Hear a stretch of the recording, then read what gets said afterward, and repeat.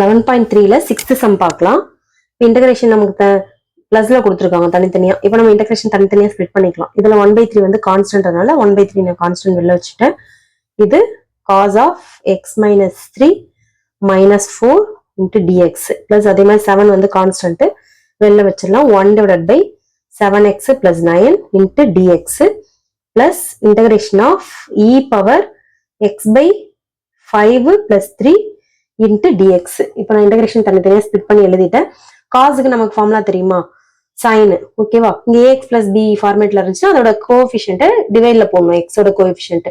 இதுக்கு நம்ம என்ன ஃபார்முலா யூஸ் பண்ணுவோம்? இது வந்து 1 divided by ax plus b ன்னு இருக்கு அப்படின்னா மோஸ்ட்லி லாக் ஃபார்முலா தான் யூஸ் பண்ணணும். ஓகேவா?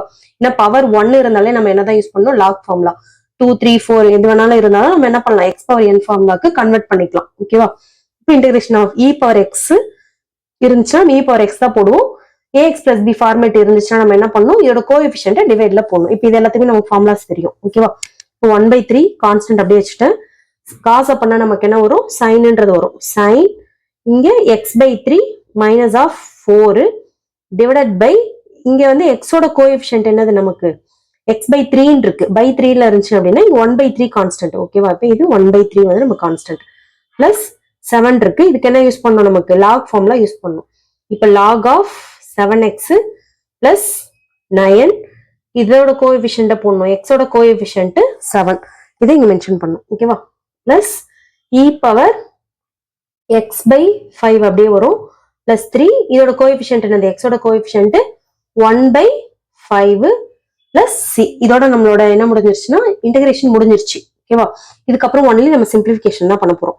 இப்போ எனக்கு இங்க ஆல்ரெடி ஒரு 1/3 இருக்கு. இங்க டிவைட்ல ஒரு 1/3 இருக்கு. இதை நான் எடுத்து ரெசிப்ரோக்கல் எடுத்துட்டு போனேன் அப்படின்னா எனக்கு 3/1 மாறிடும். ஓகேவா?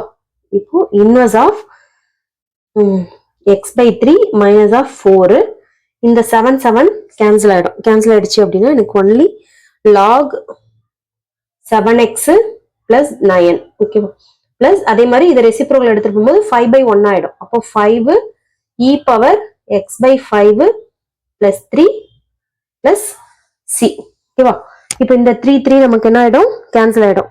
கேன்சல் ஆயிடுச்சு அப்படின்னா நமக்கு இருக்கிறது வந்து இங்க sine x/3 minus of 4 plus log 7x plus 9 இருக்கும் plus 5 e power x/5 plus 3 plus c. இதுக்கப்புறம் இதுக்கு சிம்பிளிஃபை பண்ண முடியாது. இதோட ஆன்சர் முடிச்சுக்கலாம்.